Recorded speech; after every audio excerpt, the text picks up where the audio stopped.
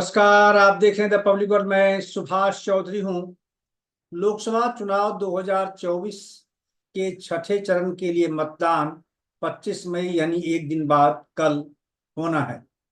और अब चुनाव की प्रक्रिया लगभग अंतिम चरण में है, क्योंकि 7 चरणों में मतदान होना निर्धारित किया गया था।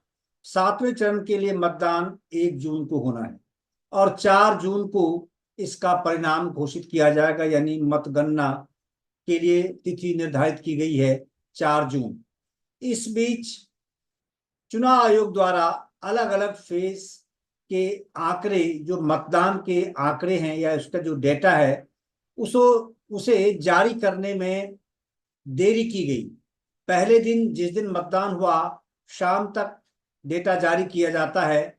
जो कुछ डेटा प्रकाशित किया गया, उसके बाद 3 दिन, 4 दिन, 5 दिन बाद तक उसमें संशोधन किया जाता रहा और अंतिम डेटा बाद में जारी किया गया।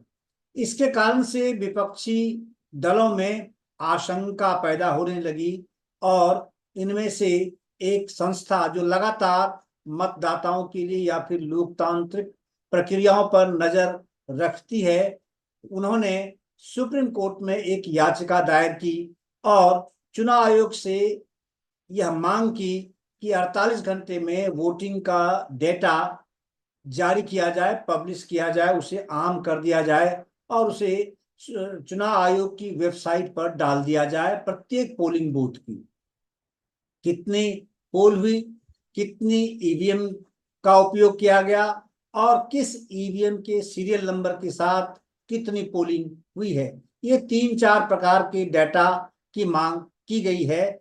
इस बात की आशंका को निर्मूल बताने के लिए कि कोई भी गड़बड़ी नहीं हो रही है। क्या सत्ताधारी पार्टी को चुनाव आयोग मदद करना चाहता है? इस प्रकार के सवाल उठने लगे और इसको लेकर राजनीतिक दलों में भी क्रिया प्रतिक्रिया देखने को मिली। कांग्रेस पार्टी की ओर से और इंडिया गठबंधन की ओर से कई बार इस मुद्दे को उठाया गया।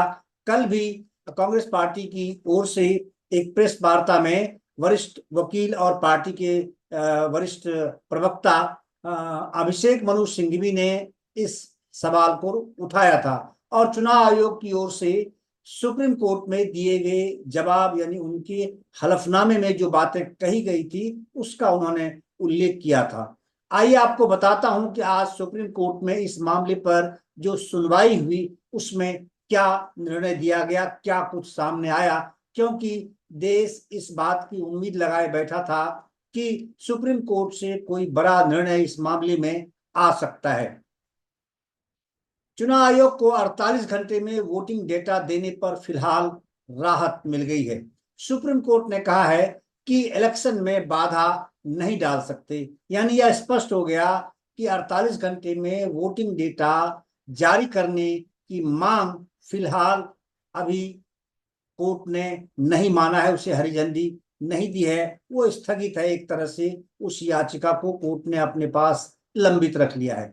वोटिंग खत्म होने के बाद 48 घंटे के भीतर वोटिंग का डाटा सार्वजनिक किए जाने की मांग वाली याचिका पर सुप्रीम कोर्ट में आज सुनवाई हुई। सुप्रीम कोर्ट ने फिलहाल इस याचिका पर दखल देने से इनकार कर दिया है। सुप्रीम कोर्ट ने कहा है कि इस चरण में हम अंतरिम राहत देने के इच्छुक नहीं है। सुप्रीम कोर्ट ने याचिका को लंबित रखा है और कहा है कि चुनाव के बाद उचित बेंच इस पर सुनवाई करेगा। जस्टिस दत्ता ने कहा, हम चुनाव में बाधा नहीं डाल सकते, हम भी जिम्मेदार नागरिक हैं और हमें संयमित दृष्टिकोण अपनाना चाहिए। एसोसिएशन फॉर डेमोक्रेटिक रिफॉर्म्स यानी एडीआर और महुआ मोइत्रा, जो टीएमसी की नेता हैं, की तरफ से दाखिल की गई इस याचिका पर जस्टिस दीपांकर दत्ता और जस्टिस सतीश चंद्र शर्मा की बेंच ने सुनवाई की। पिछली सुनवाई के दौरान सुप्रीम कोर्ट ने चुनाव आयोग में जवाब दाखिल करने को कहा था। सुप्रीम कोर्ट में जवाब दाखिल करने को कहा था और सुप्रीम कोर्ट में दाखिल हलफनामे में चुनाव आयोग ने 48 घंटे के भीतर वोट प्रतिशत सार्वजनिक किए जाने की मांग का विरोध किया। चुनाव आयोग ने फॉर्म 17C को सार्वजनिक किए जाने की मांग जो है, याचिकाकर्ता की मांग का विरोध किया। चुनाव आयोग ने कहा कि नियमों के अनुसार फॉर्म 17C केवल मतदान एजेंट को ही दिया जाना चाहिए। नियम किसी भी अन्य व्यक्ति या संस्था को फॉर्म 17C देने की अनुमति नहीं देते।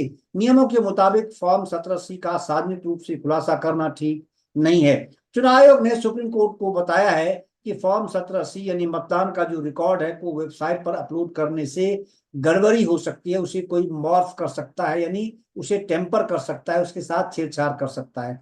इसमें छेड़छाड़ की आशंका है जिससे जनता के बीच अविश्वास पैदा हो सकता है।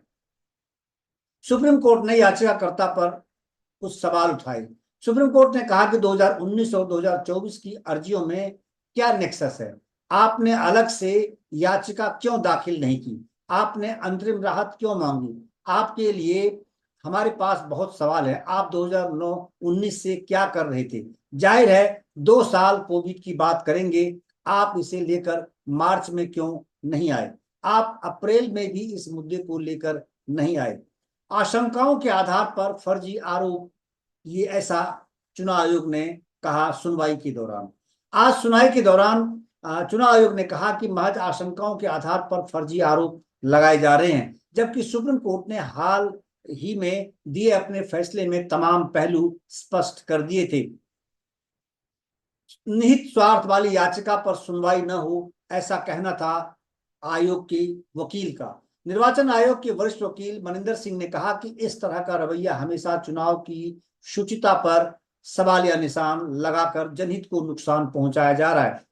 जब चुनाव चल रहे हैं तो निहित स्वार्थ वाली याचिकाओं पर सुनवाई न हो, ये लोग कहते हैं कि लोगों के मन में शंका होती है, ये दिखाने के लिए इनके पास कुछ नहीं है, सिस्टम में क्या गलत है ये दिखाने के लिए इनके पास कुछ नहीं है, यानी ये कोई सबूत ऐसा कोर्ट के सामने पेश करने की स्थिति में नहीं है, ऐसा चुनाव आयोग के वकील ने कहा। याचिकाकर्ताओं पर जुर्माना लगाने की बात भी चुनाव आयोग ने की। चुनाव आयोग ने याचिका का विरोध करते हुए कहा कि ये कानून की प्रक्रिया के दुरुपयोग का क्लासिक केस है।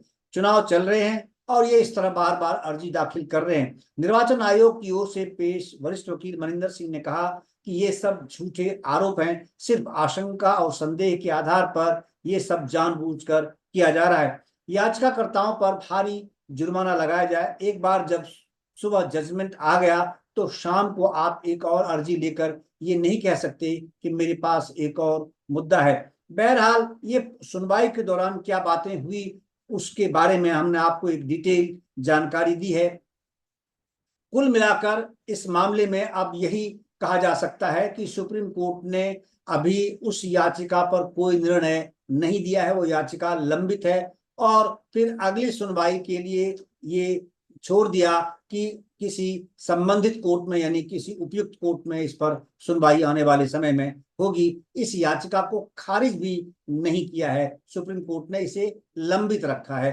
कुल मिलाकर इसमें एक तरह से चुनाव आयोग को बड़ी राहत मिल गई है कि अगर ऐसा कहा जाता कि 17C को आप अगले 48 घंटे में या फिर मतदान के ठीक 48 घंटे बाद आप इसे जारी करिए, पब्लिसाइज करिए, पब्लिक में आम कर दिए, वेबसाइट पर डालिए, तो उनके लिए एक ये हेक्टिक इशू होता और उनकी हार होती, जिस बात का वो लगातार विरोध कर रहे हैं। हालांकि राजनीतिक दल पारदर्शिता की बात कर रहे हैं कि चुनाव आयोग को पारदर्शी रवैया अपनाना चाहिए। अगर जनता में कोई आशंका पैदा हो रही है चुनाव आयोग की प्रक्रिया, उसकी कार्यवाही के कारण, तो उसको लेकर चुनाव आयोग को संजीदगी, संवेदनशीलता दिखानी चाहिए, ऐसा कांग्रेस पार्टी सहित अन्य जो विपक्षी दल हैं उनका कहना है और बारंबार वो इस विषय को उठा रहे हैं। बहरहाल अगर इस पर कोर्ट की ओर से कोई निर्णय ऐसा आ जाता तो संभव है कि थोड़ी स्थिति स्पष्ट हो जाती, लेकिन अब इस मामले में राजनीतिक दलों के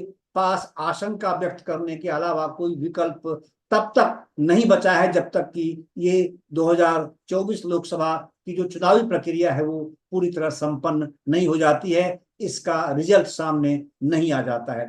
बहरहाल चुनाव आयोग को इससे बड़ी राहत मिली। इस एपिसोड में इतना ही और आगे आपसे गुजारिश है कि अगर आपने हमारे चैनल द पब्लिक वर्क को सब्सक्राइब नहीं किया है तो जरूर सब्सक्राइब कर लें। हमारी कोशिश हमेशा इंफॉर्मेटिव वीडियोस लेकर आपके लिए आने की रहती है और ये क्रम हम लगातार जारी रखेंगे, मगर हमें आपकी मदद की जरूरत है। आपकी मदद से ही हमें प्रोत्साहन मिलता है और हम लगातार ये कोशिश करते रहते हैं। आपका बहुत बहुत धन्यवाद।